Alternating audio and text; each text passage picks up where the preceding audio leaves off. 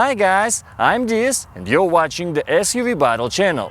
I know you love comparisons of different cars on a diagonal suspension that have already become traditional for my channel.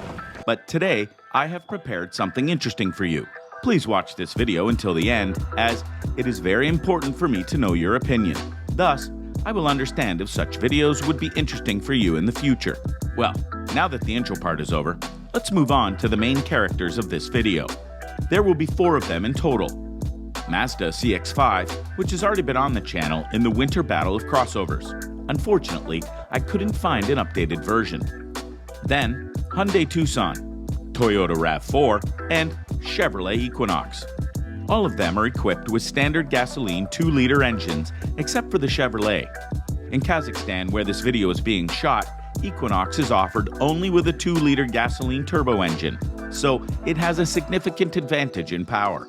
And in addition to the traditional frame twister battles that you are already used to on this channel, today we will measure fuel consumption. For the purity of the experiment, as well as for the result to correspond to real operating conditions, 3 conditions were met.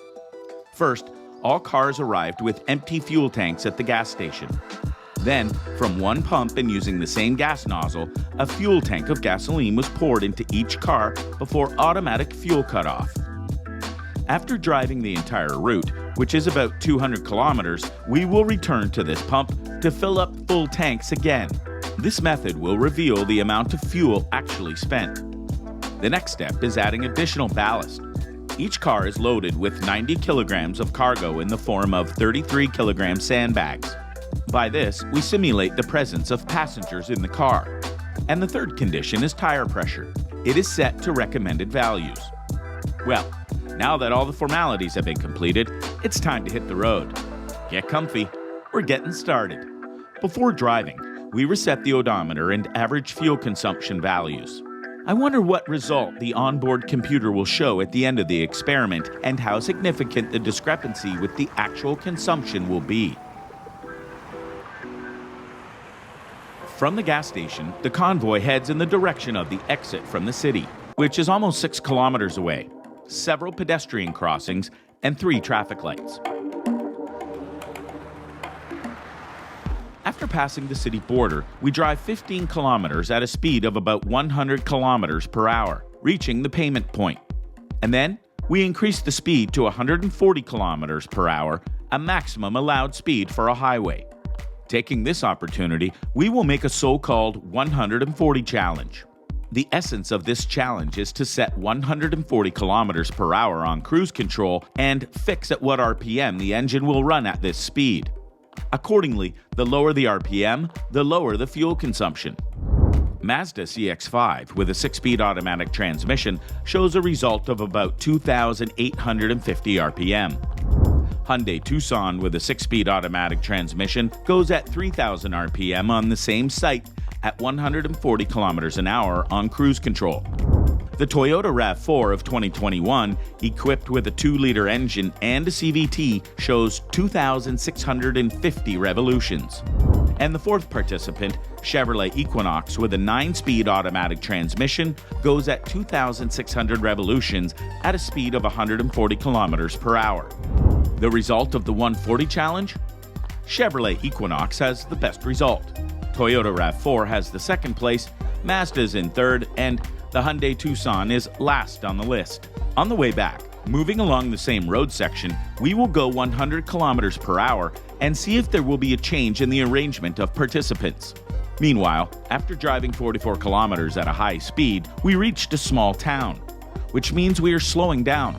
There are 15 kilometers ahead, where participants will have to make 7 turns, drive 12 traffic lights, cross 23 pedestrian crossings, overcome 10 speed bumps, and even railway tracks. It's a pity that a small city can't boast of traffic density on a weekend, but ahead we will still have sections with busy traffic at low speed. After leaving the city, we drive 1 kilometer through the town where we also face pedestrian crossings and speed bumps, one of which is especially high, forcing drivers to significantly slow down. At the 75th kilometer from the start, the column moves onto a dirt road with a lot of dust, and after a while, reaches a small rise with diagonal suspension. And obviously, we couldn't pass by. According to the comments below the previous video with the Mazda CX-5, in order to conquer this diagonal suspension, it is necessary to turn off the ESP and switch the gearbox to manual mode, limiting it to the first gear. After the driver completes these actions, he starts moving. The front left and rear right wheels of Mazda have tight support. The front right is hanging in the air, and only the rear left clinging to the ground is trying to push the car forward. We make one more attempt. Two wheels are clinging to the ground, but the result is unchanged. And even the change of trajectory did not play a significant role. Mazda is stalling with its wheels hanging out without a hint of forward movement. Therefore, we roll back to the area where the three wheels are firmly on the ground.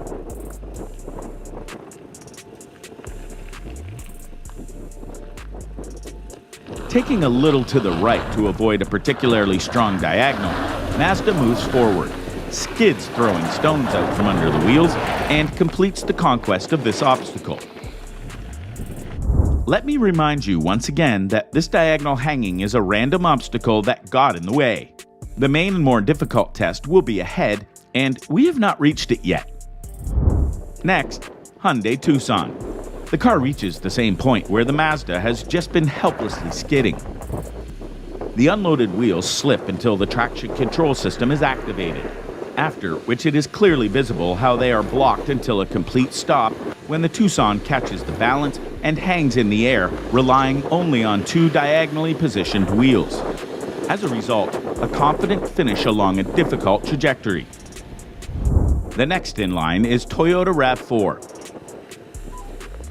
The car reaches the fixation point, stops, and the driver smoothly starts raising the engine revolutions. It is clearly visible how the wheels slow down during the operation of the traction control system. But even after a long slip, RAV4 could not conquer the climb. In the next step, we activate the rock and dirt mode. The rotation of the wheels has become less intense. You can hear that the engine is running under load and the car is moving forward, even being on three wheels. An excellent result, considering that the previous generation RAV4, even in simpler conditions, is absolutely helpless. You can see more details in the winter battle of crossovers at the link in the description. And finally, the fourth participant, Chevrolet Equinox with a powerful 2-liter turbo engine. The car reaches the fixing point. The engine is running, the hanging wheels are slipping, but the Chevrolet is standing still. Let's turn up the wick and keep the revs longer.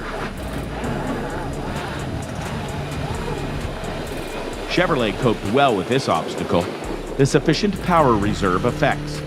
But the operation of the traction control system could be more efficient.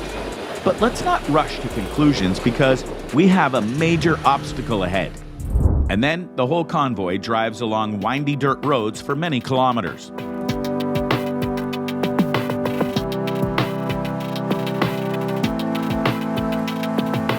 When the odometer showed almost 100 kilometers, we reached the filming location of the Battle of the Titans and medium-sized SUVs. For links to both of these videos, see the description. Given that the obstacles in this section do not correspond to the class of our cars, we will not stay long at this place. We descend from the mountain and make a big detour to return to the dirt road leading to the destination.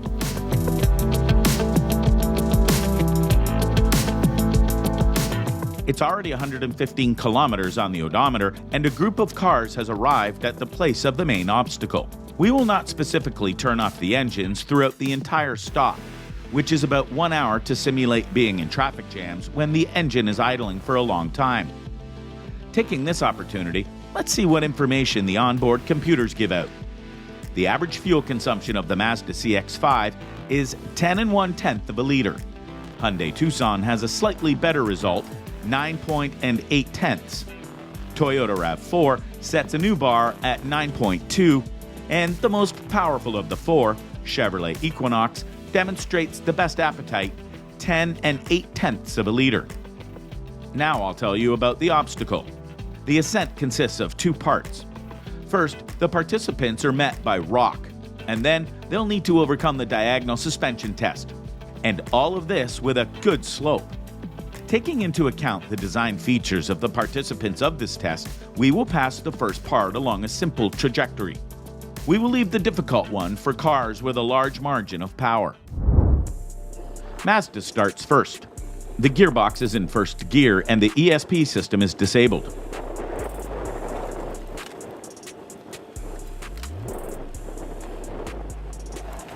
The car reaches the fixing point. Giving it some gas, a slight slip, and Mazda goes forward. It's a good start.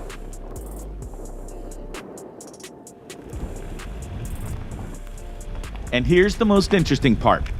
Mazda will definitely suffer here. The unloaded wheels rotate, but this is not enough to cope with this obstacle. It may seem that Mazda is about to conquer the ascent, but look at the rear right wheel. It is clamped as much as possible into the arc, which means it is experiencing the greatest load. As a result, slipping to smoke from the friction of tires on stones, the all-wheel drive clutch overheats and the rear axle left the chat. After taking a short pause to cool down, we roll back to pass this obstacle. Although not safe, but in the only possible way, by taking a good acceleration.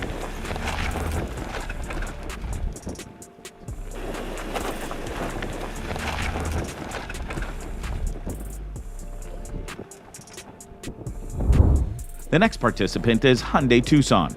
The gearbox is in the drive position and we start moving.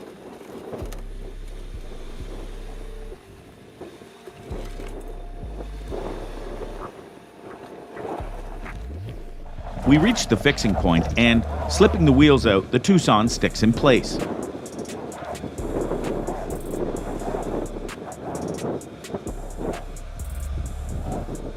It's strange how Mazda managed to easily pass this place. Write your opinion in the comments while Hyundai rolls back to change the trajectory.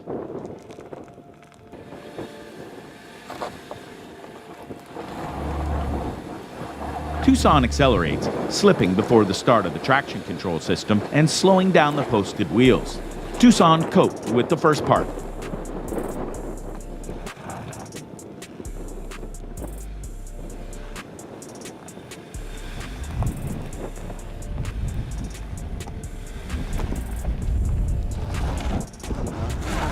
Pay attention to the rotation of the loaded left front wheel, which indicates the effectiveness of the traction control system. It is due to this that the Tucson, although it shifts to the right, still moves forward and finishes safely after overcoming this climb with difficulty.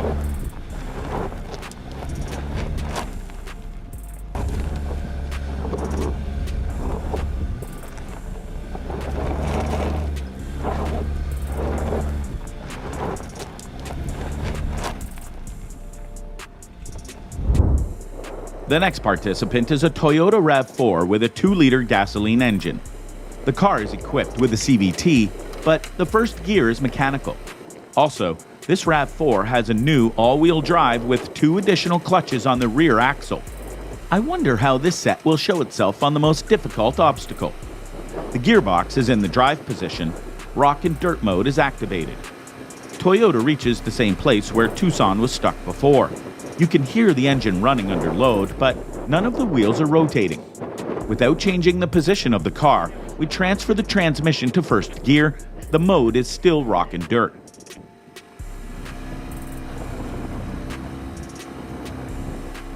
Just like the Hyundai Tucson, the Toyota RAV4 stands still with unloaded wheels. The engine power is not enough to ensure forward movement. And this experiment also showed the benefits of switching from drive mode to first gear. In certain situations, it will help to conquer an obstacle. Well, in our case, we roll back a little bit to take a right and drive along a simpler trajectory.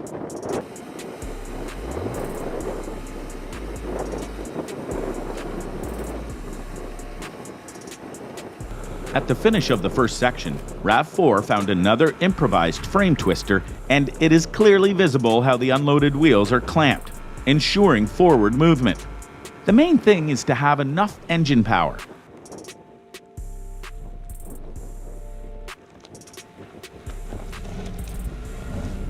We reach the final obstacle without changing the settings.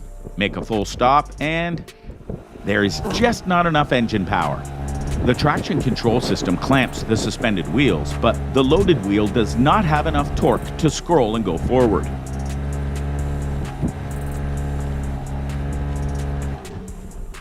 We turn off the ESP system to see what the behavior of the car will be in these conditions, which is to be expected.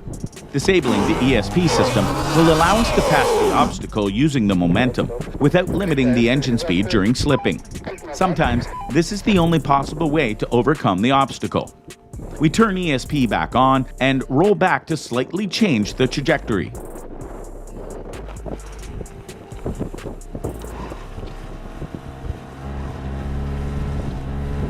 RAV4 drifts to the right, and it seems that the car is about to conquer the rise.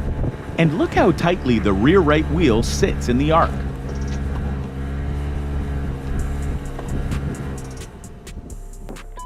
Rolling back a little bit to the place where the front right wheel has gotten sufficient support, Toyota starts moving and safely completes the race.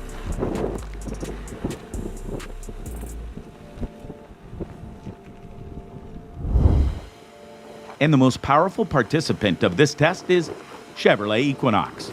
Now we will find out whether a larger margin of torque will be a clear advantage on this climb. Chevrolet takes a good acceleration and passes the fixation point where the Tucson and RAV4 stopped before. Therefore, we roll back so that the passages are as identical as possible. A slight slip at the very beginning, and then a confident movement forward. Even stopping the two wheels in the air where the RAV4 had to strain to get out.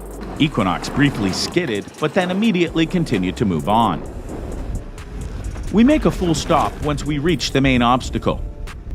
The unloaded wheels are slipping, but the car is standing still. Another attempt at a smooth acceleration, but the result is still the same. Now, we will accelerate a bit more, and we will keep the revs longer. That's what a sufficient supply of torque means. Equinox shot forward like a bullet, as if there was no obstacle at all.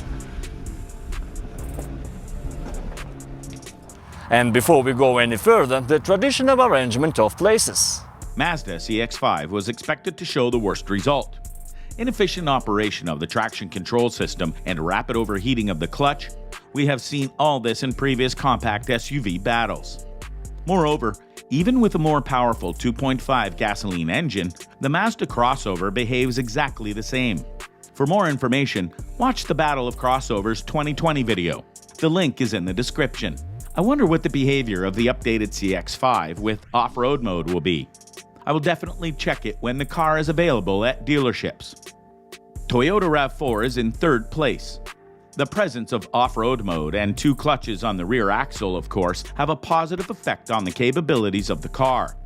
But in particularly difficult conditions, there is clearly not enough engine power. The system protects the CVT, forcibly limiting the amount of torque. The second place is for Hyundai Tucson. It doesn't have off-road modes and additional clutches, but it does have a regular automatic transmission that digests more power. This is probably why Tucson could scroll the hanged wheels on the first part of the obstacle, unlike the RAV4, and also coped with the most difficult obstacle without having to roll back. And the first place goes to Chevrolet Equinox. A powerful engine and a fairly efficient traction control system together are an excellent tandem. That is why Equinox easily passed all the tests, and the only question was the intensity of pressing the gas pedal. You have the right to be outraged. Like, the test is not honest because Chevrolet has a clear power advantage. But as I said at the very beginning, I took popular crossovers with standard engines. And in this case of the Chevrolet Equinox 2.0 Turbo, this is the only engine available for this crossover in Kazakhstan. On this wonderful note, our convoy set off on its way back, to arrive at the same gas station from where today's journey began. After driving for 3 kilometers on a dirt road, we finally hit asphalt.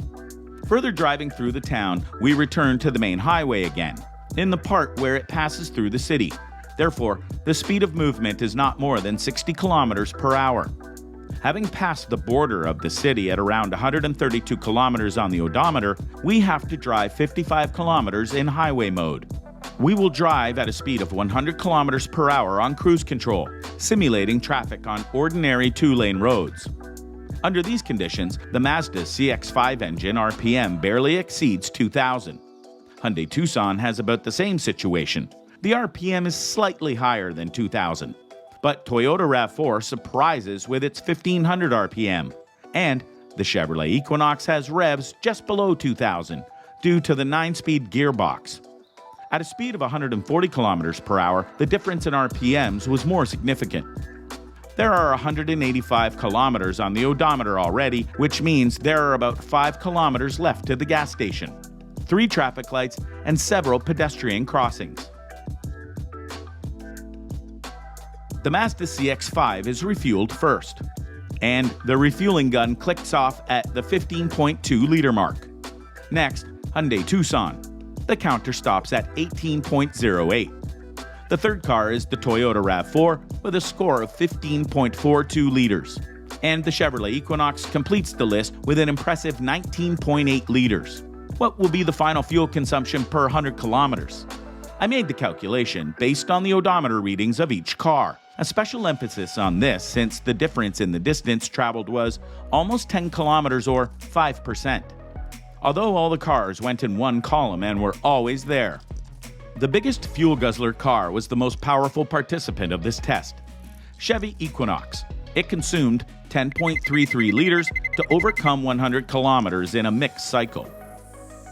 In third place, Hyundai Tucson with a 2-liter naturally aspirated gasoline engine and a 6-speed automatic transmission. Its consumption per 100 kilometers was 9.34 liters. In second place is the Toyota RAV4 with a 2-liter gasoline engine and a CVT. Fuel consumption per 100 kilometers turned out to be 8.42 liters. And the first place goes to the Mazda CX-5, which showed the worst result off-road, but became the champion in the economy stage.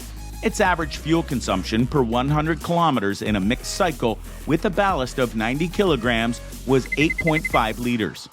However, according to the data of the onboard computers, Mazda has an average fuel consumption of 10.1, Hyundai has 9.1, Toyota has 8.7, and Chevrolet has 10.1 liters. If we transfer the results obtained to a mileage of 15,000 kilometers, then Mazda CX-5 will need almost 1,200 liters, RAV4 1,260, Hyundai Tucson 1,400, and the Chevrolet Equinox 1,550 liters. That's all for today's test. Let me know which car surprised you the most and which one was a disappointment. And also don't forget to share your opinion about this experimental format. I'm Diaz, see you in the next video.